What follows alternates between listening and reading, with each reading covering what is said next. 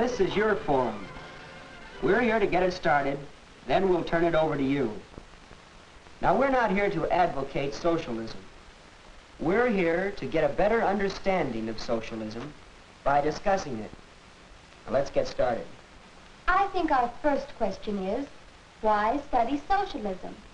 After all, the United States is the richest nation on earth, and this has been brought about under a capitalistic system.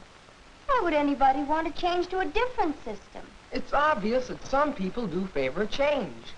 We've had organized socialist parties in the United States for more than 100 years. Besides, how can anyone decide intelligently what is good and bad in socialism without finding out something about it? That's true. All right. Harold, what is socialism? It's hard to define because socialists disagree among themselves on many points. But on 3 points, they do agree. 1, productive wealth should be owned by the government, and the government should be the only employer in the major businesses and industries. 2, competition in industry should be abolished. 3, production for use should be substituted for production for private profit. You could also get communists to agree on those points. True enough, but communism is more extreme than socialism. Yes. Communists advocate violent revolution to destroy capitalism, while socialists generally favor a peaceful change. But what sort of change? Why do socialists feel that a change is needed? What is their goal? Don? All right. I have an answer to those questions on a wire recording made especially for us by an outspoken advocate of socialism. We should bear in mind that this man's purpose, admittedly, is to persuade us to his point of view. This is his argument in favor of socialism. I am a socialist. It is my personal belief that capitalism is unjust, that we must establish a new social and economic order.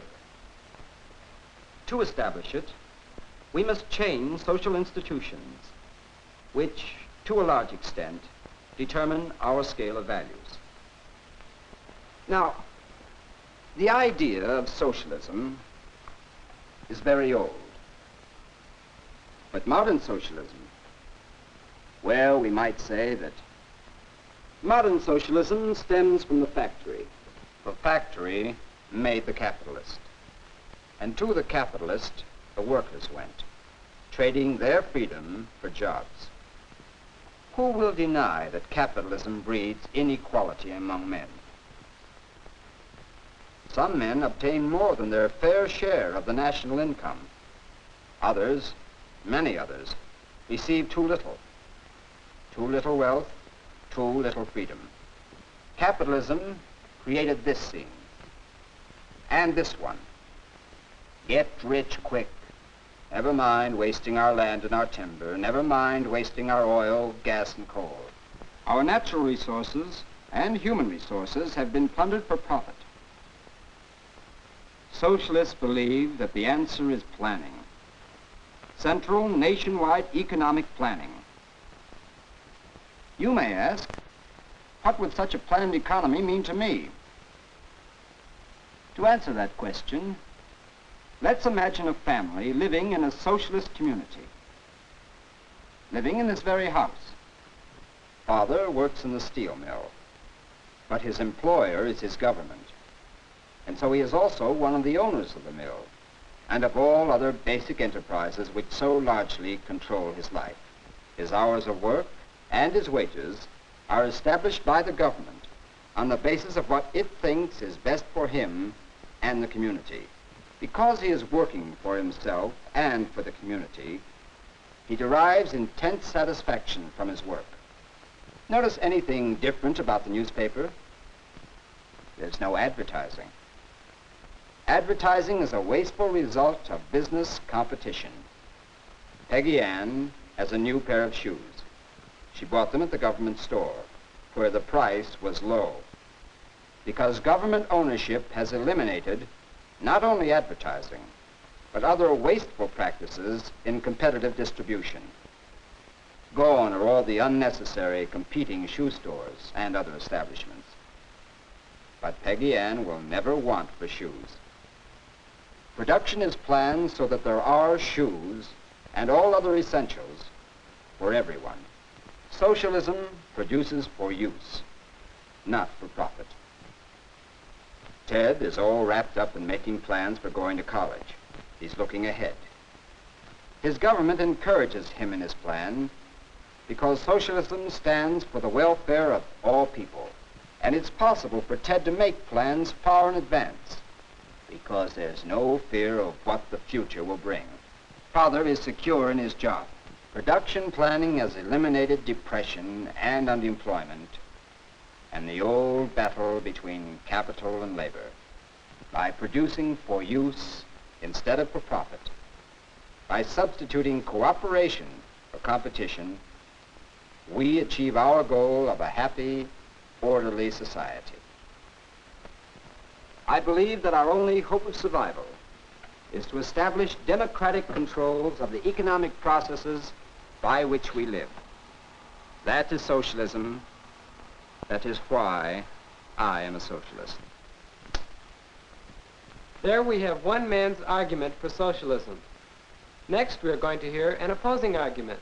In order to balance the issues, pro and con, we played that first recording for a man who believes in capitalism.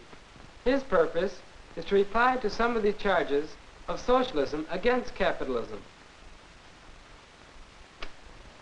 I believe in capitalism, free enterprise, for the same reason that the overwhelming majority of Americans believe in it.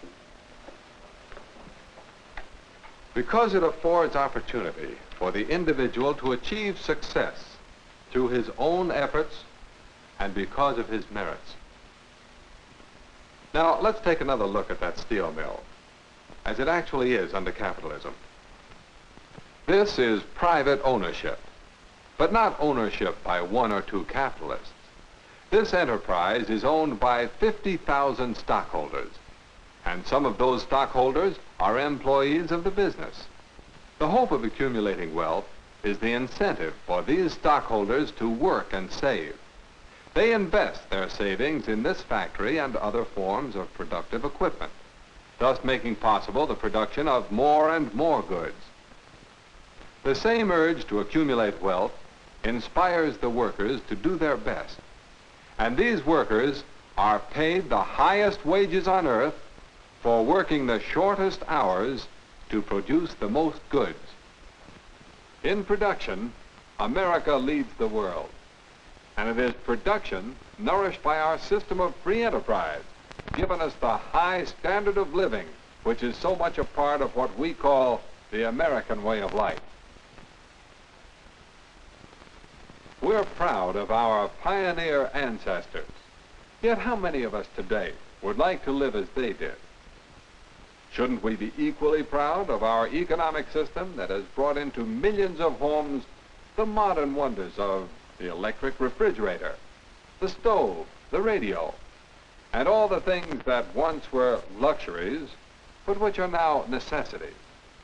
That system, our system, is American capitalism, free enterprise.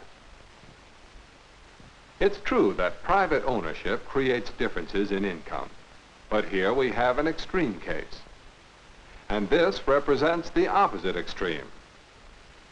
These are more typical of the average homes of workers who enjoy not only a high standard of living, but a high standard of freedom.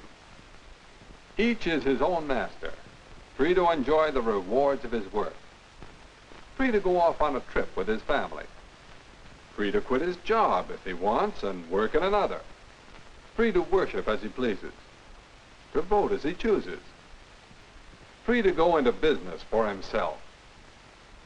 Yes, in America, the man who owns this house may have been born in this one, and he may yet live in this one. And he can achieve this entirely by his own efforts, his own free enterprise.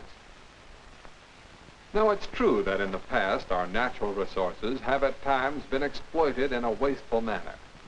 But many steps to conserve these resources are rapidly being taken by industry and by government. And we must never lose sight of the fact that full utilization of our natural resources has been one of the keys to full production. But now, let me draw for you a somewhat different picture of that socialist family. We'll start the same way. Here's father home from work. Of course, he hasn't worked very hard. Why should he? His government wouldn't fire him and take away his security. And he's paid not according to the work he does, but according to what the government allows him to have. Father's working not for himself, but for the community. And how is the community making out? Production hits all-time low. Washington. The Central Planning Board has issued new production quotas for all plants in the nation. Job performance quotas for individual workers are increased from 50% to 100% under penalty of drastic reductions in food and clothing ration. Of course, production is down. There's no incentive for men to work. Oh yes, there are no ads in the paper. What goods are produced are distributed efficiently through government-owned stores. That's where Peggy Ann got her new shoes. She had wanted something a little more dressy, but there were no other stores in which she could shop around. Under socialistic monopoly, you pay what is asked and take what you get. Now, what about young Ted and his plans for the future? Is it really his future?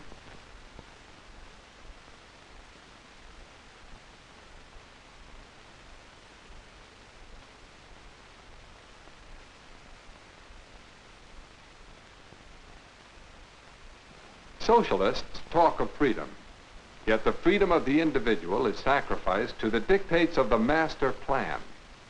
And what of those who disagree? They can't disagree.